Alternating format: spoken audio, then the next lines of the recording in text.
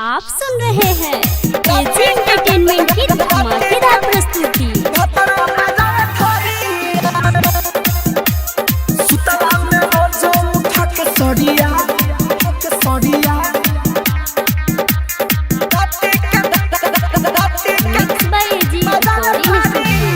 सखी रे अगुआ पहले बाधोखा मिलल मरद बारे हमारे मौका।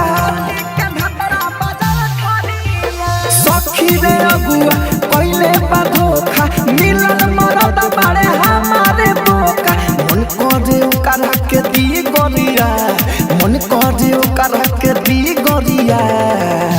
हर सुतला में हमारे उठा के सड़िया, राती के भतरा बजावे ठरिया। सुतला में रोज उठा के सड़िया, उठा के सड़िया, राती के भतरा बजावे ठरिया।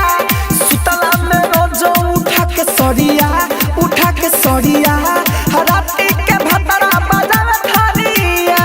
Mix by AG recording studio.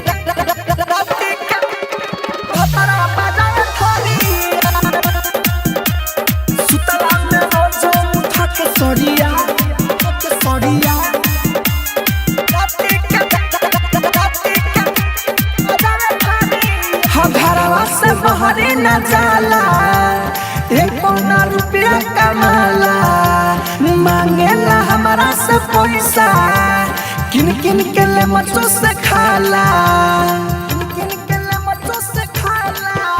हो घरवा से बहरे न जाला एको ना रुपया कमाला, हम मांगेला हमारा से पैसा, किन किन के ले मचो से खाला। हम बानी गोरम बाटे करिया, हम बानी गोरम बाटे करिया। हर सुतला में हमारे उठा के सड़िया, राती के भतरा बजावे ठरिया। सुतला में रोज उठा के सड़िया, उठा के सड़िया, राती के भतरा बजावे ठरिया। सुतला में उठा के सड़िया, उठा के सड़िया, राती के भतरा बजावे ठरिया। आप सुन रहे हैं एजी एंटरटेनमेंट की धमाकेदार प्रस्तुति। भतरा बजावे ठरिया। सुतला में रोज उठा के सड़िया, उठा के सड़िया, राती के बजावे ठरिया। का कोई कहला जाला न जवानी के ताला, कृष्णा बसंत राहुल सुना, ई रहन बावर बुझाला, ई रहन बावर बुझाला। हका कोई कहल न जाला तूने न जवानी के ताला, कृष्णा बसंत राहुल सुना, ई रहन बावर बुझाला।